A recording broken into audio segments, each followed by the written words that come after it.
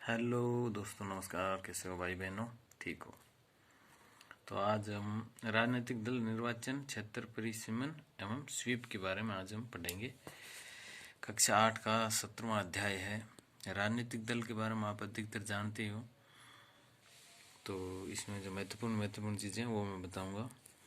निर्वाचन ये निर्वाचन क्षेत्र का परिसीमन की बात करें तो 82 जो है अपने अनुच्छेद के अंतर्गत केंद्र सरकार को परिसीमन अधिनियम 2002 के अनुसार परिसीमन आयोग का गठन के अधिकार प्रदत्त किए गए हैं उनको, और विधानसभा लोकसभा निर्वाचन क्षेत्रों की सीमाओं का निर्धारण करता है ये दो। और वर्तमान की अगर हम बात करें, इनका जो अनुपात रखा जाता है वो जनसंख्या अनुपात होता है। वर्तमान में जनसंख्या 2001 के आंकड़ों के अनुसार इनको आधार माने तो निर्वाचन क्षेत्र का परिसीमन किया गया है। 2026 के बाद प्रथम जनगणना तक यही परिसीमन की व्यवस्था रहेगी। 2026 के बाद तक विधानसभा निर्वाचन की प्रक्रिया प्रत्यक्ष मतदान होता है, वयस्क मताधिकार से प्राप्त होता है। विधानसभा में आप जो है 25 वर्ष तक कोई भी वो एमपी या एमएलए बन सकता है, इन दोनों में से कोई भी। ठीक है। विधान परिषद की प्रक्रिया के लिए अगर हम बात करें, इसका चुनाव अप्रत्यक्ष होता है। विधान परिषद के सदस्यों की संख्या विधानसभा जो जितनी होती है उनके 1/3 होती है। ठीक है। राजस्थान में 200 एमएलए हैं, और उनकी अगर विधान परिषद की बात करें 66 सदस्य होंगे। इनमें से आंकड़ा जो बैठेगा ये कितने हो गए? 1/3 वाले 22 हो गए। ठीक है। ये पंचायत से ये चुने जाते हैं। अब 1/12 है। 1/12 सदस्य वर्ष 3 वर्ष से कर रहे स्नातक छात्र हैं, वो इसमें आ जाएंगे। तो इसका 1/12 सदस्य ये हो जाएंगे। 1/12 की हम बात करें तो कितने आ जाएंगे? 6 सदस्य। अगर 66 सदस्य चुने जाते हैं 6 आ जाएंगे। और ये भी अध्यापन कर शिक्षक चुनते हैं, वो भी कितने हो जाएंगे? 6 हो जाएंगे। 1/3 सदस्य जो हैं एमपी एमएलए चुनते हैं, मतलब कि 22 हो गए। 1/6 सदस्य मनोनीत करता है राष्ट्रपति। कितने करेगा? 11। अब ये कितने हो गए? ये हो गए आपके 67 हो गए। 6 7 67, ये हो गए टोटल 66 पॉइंट समथिंग होता है, 67 मानते हैं उसको। और 5/6 सदस्य का प्रत्यक्ष चुनाव होता है, और 1/6 सदस्य राज्यपाल द्वारा मनोनीत होते हैं। सीधी सी बात है, वेरी सिंपल। अब स्वीप कार्यक्रम है, इसकी अगर हम बात करें स्वीप कार्यक्रम की, तो ये कार्यक्रम के शुरुआत जो की थी 2009 में झारखंड ने की थी। स्वीप पर यहाँ झाड़ू होता है, झाड़ू से 2009 झारखंड।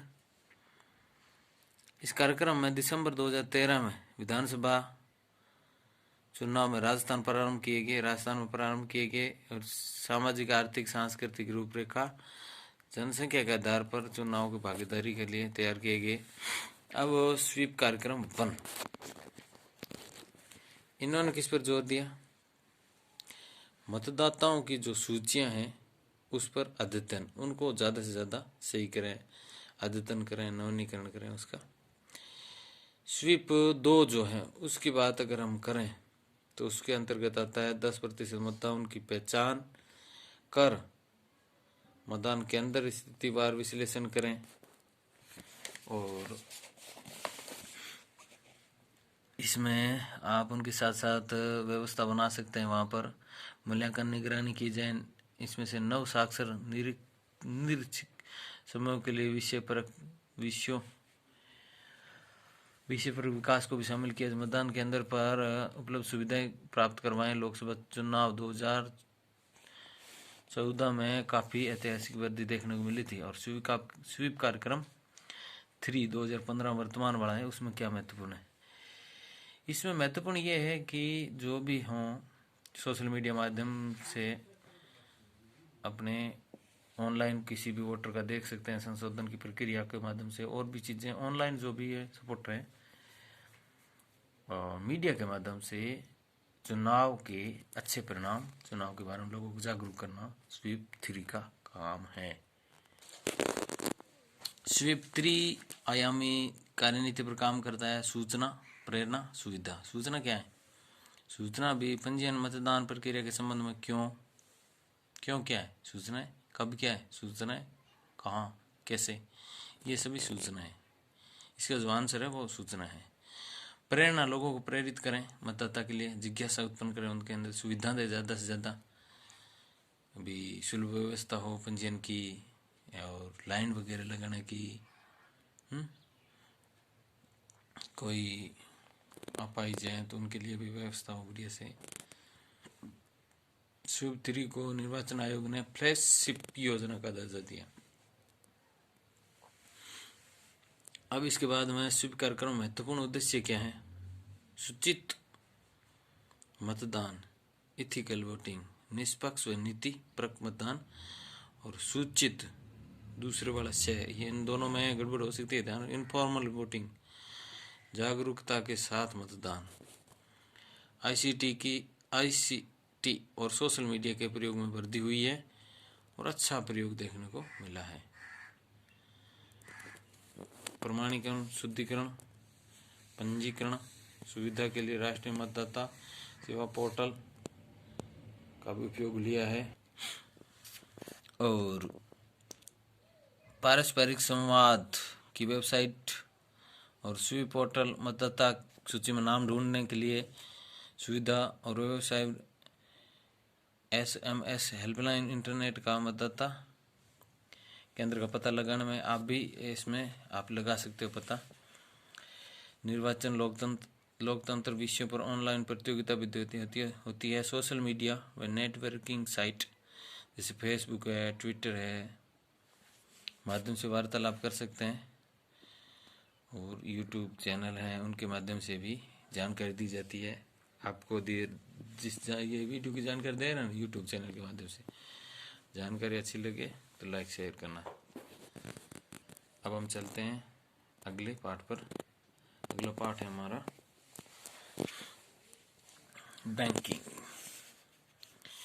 बैंकिंग के बारे में अधिकतर लोगों को जानकारी LIC।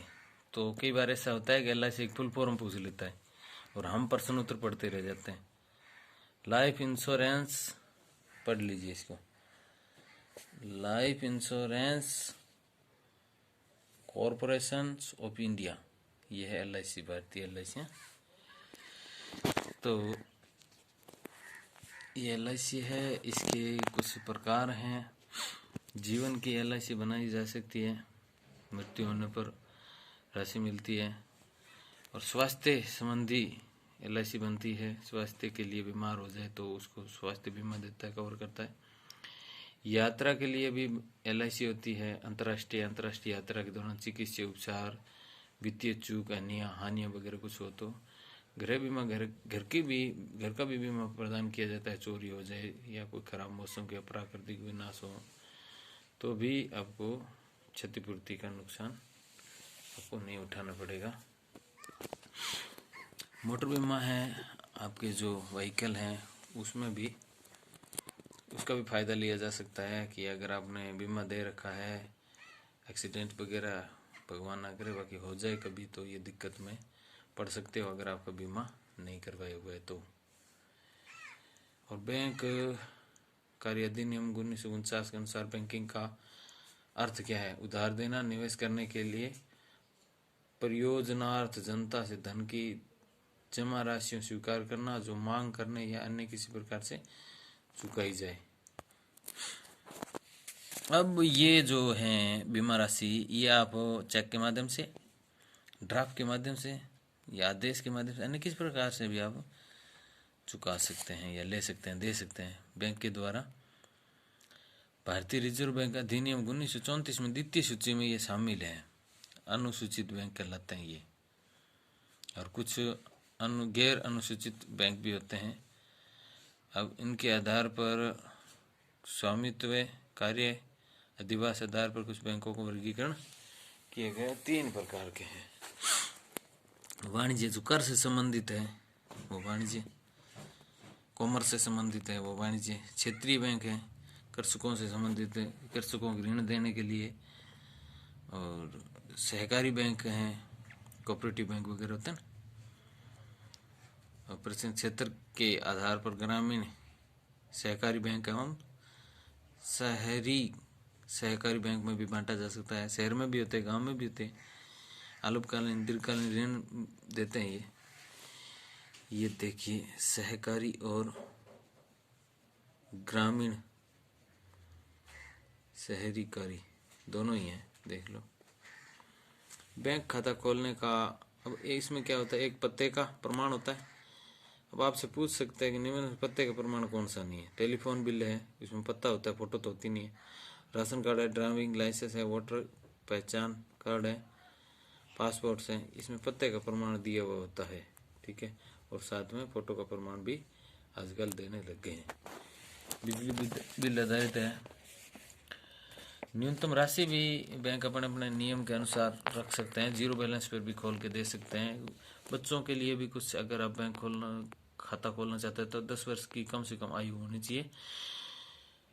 इस 10 वर्ष से अधिक है स्वतंत्र खाता, नहीं तो फिर संयुक्त खाता खोलना पड़ेगा। इसमें जो अभिभावक है उनको अपने साथ जॉइंट खाता खुलवाना पड़ेगा।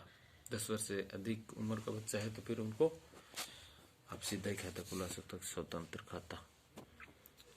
खाते के लिए अपेक्षित दस्तावेज, अवयस्क की आयु और पते के लिए प्रमाण के दस्तावेज, संरक्षण, माता पिता और आवेदक अवयस्क के संबंध में